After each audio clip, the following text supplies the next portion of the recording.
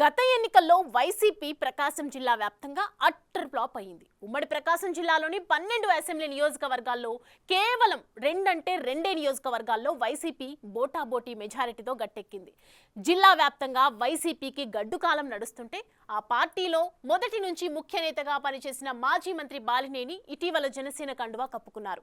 ఆ senior politician party మార్పుతో జిల్లాలో జగన్ పార్టీకి మరిన్ని కష్టాలు ప్రారంభమవుతున్నాయట. జిల్లాలో ఆ పార్టీని జీరో చేయడానికి ఆయన వ్యూహరచనలు చేస్తున్నాడట. ఒంగోలు నియోజకవర్గం నుంచే దానికి స్కెచ్ గీస్తున్నారంట. అసలు బాలినేని పథకం ఏంటి?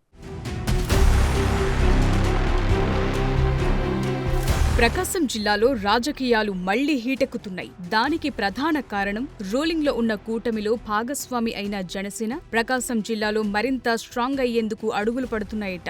సైలెంట్ పొలిటీషియన్ గా పేరుగాంచిన మాజీ మంత్రి బాలినేని శ్రీనివాసరెడ్డి ఆ దిశగా పావులు కదపటం మొదలుపెట్టారట. ఈ మధ్య కాలంలో వైసీపీలో అవమానాలు తట్టుకోలేనంటూ జగన్ ని టార్గెట్ చేసి బయటకొచ్చిన సీనియర్ నాయకుడు బాలినేని తనకున్న పరిచయాలతో వివిధ జిల్లాల్లో జనసేన బలోపేతానికి వ్యూహరచనలు చేస్తున్నారు. సొంత జిల్లా ప్రకాశం జిల్లా నుంచే ఈ ఆపరేషన్ బాలినేని ప్రారంభిస్తున్నారట.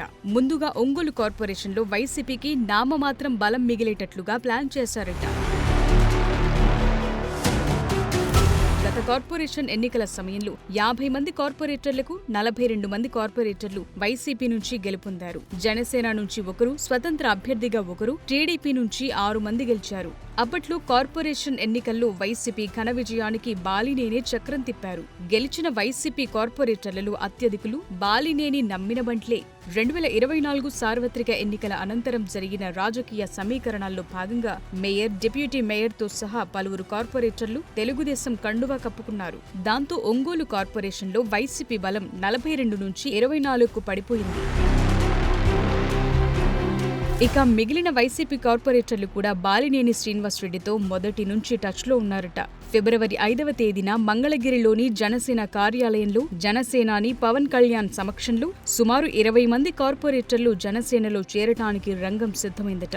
దాంతో ఒంగోలు కార్పొరేషన్లో వైసీపీకి 4 సభ్యులు మాత్రమే మిగిలి నామమాత్రంగా మిగిలిపోనుందంటున్నారు. వైసీపీ నుంచి అంత పెద్ద ఎత్తున వలసలు జరుగుతున్నా ఓ 4 కార్పొరేటర్లకు మాత్రం వారి ఓవర్ యాక్షన్ కారణంగా ఎక్కడా తలుపులు తెరుచుకోవటం లేదట. అందుకే ఆ 4 పార్టీకి ద్రోహం చేయం, వైసీపీలోనే ఉంటామని చెప్పుకుంటూ తిరిగేస్తున్నారట.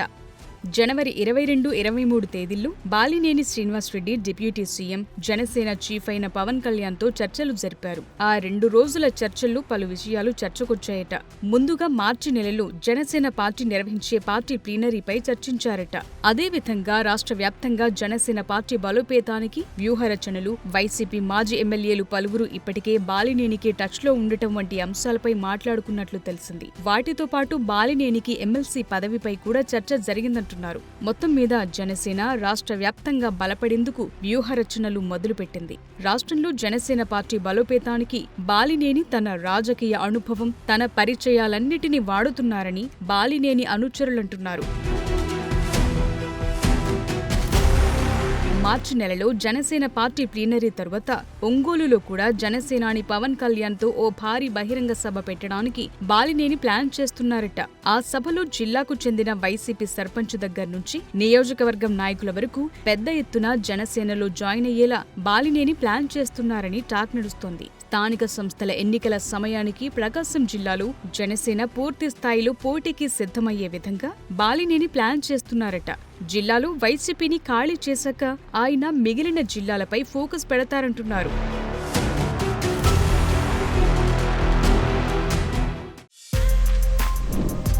For more videos like this, subscribe Big TV channel.